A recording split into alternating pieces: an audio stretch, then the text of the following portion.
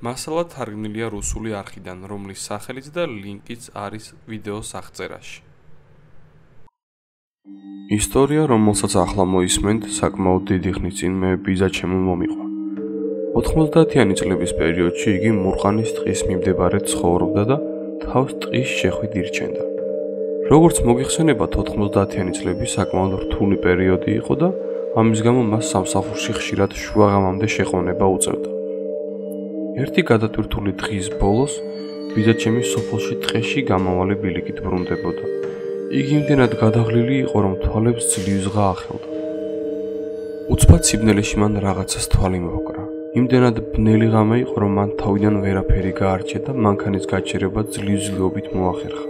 სიბნელეში გზაზე მან გოგონას სილუეტი გაარჩია. მას თეთრი ფერის დაგლეჯილი პერანგი ეცვა. ბიძაჩემი ძალზედ დაიბნა. ყველაზე ახლო სოფელი სულ მცირე 10 კილომეტრის მოშორებით იყო. რას აკეთებდა ეს გოგონა გზაზე ასეთ ცივ და ბნელ ღამეს, მას ვერაფრით გაიგო. საბედნიეროდ ბიძაჩემი ძალიან კეთილი ადამიანი იყო და ეს გოგონა ტყეში დასატოვებლად ვერ გაიმეტა. მით უმეტეს, რომ ამ ტყეში ღამღამობით დათვები და მშიერი მგლის ხროვები დათარეშობენ. მან გოგონას სიგნალით ანიშნა, რომ მანქანაში ჩამჯდარიყო. გოგონა საკმაოდ ლამაზი და ახალგაზრდა გარეგნობის აღმოჩნდა, მაგრამ იგი მთელი გზა დუმდა და თვალები ჰქონდა დახუჭული.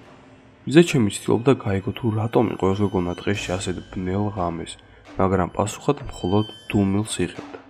უხერხულობის გასაფანტად მან გადაწყვიტა მუსიკა ჩაერთო, მაგრამ როდესაც კასეტას მაგნიტოფონში ათავსებდა, მას იგი ხელიდან დაუწყდა და ზუსტად გოგონას ფეხებთან დავარდა.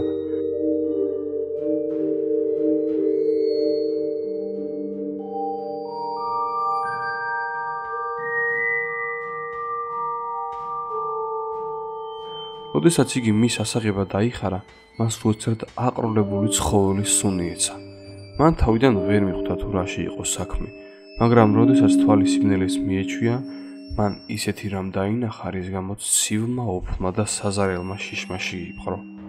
მან აღმოაჩინა, რომ გოგონას ფეხების ნაცვლად ჩლიქისებრი კიდურები, უпростоად კი თხის ჩლიქები ჰქონდა.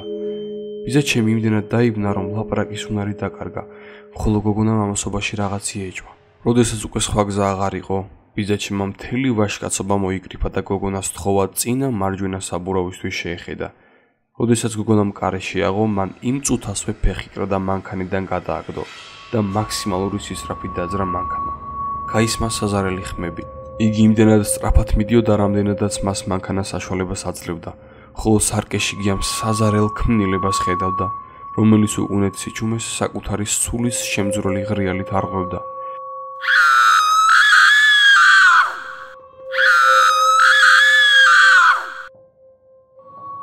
ეს საზარელი არსება მას იქამდე მისდევდა, სანამ მანქანა სოფელს არ მიუახლოვდა, საიდანაც ზაღლების ყეფა ისმოდა.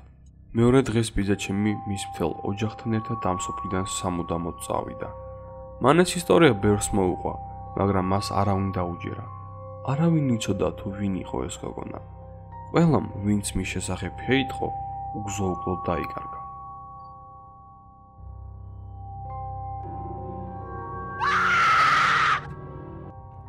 თუ დღევანდელი ვიდეო საშიში იყო და ამოდროულად საინტერესო, ძალიან გთხოვთ, რომ გამოიწეროთ არხი და ლაიქოთ ვიდეო და ანახოთ ეს ვიდეო თქვენს მეგობრებს. ეს იქნება ჩვენთვის ძალიან დიდი мотивация, რათა უფრო მაღალი ხარისხით და უფრო დიდი სისწრაფით განვაგრძოთ ვიდეოების თარგმნა.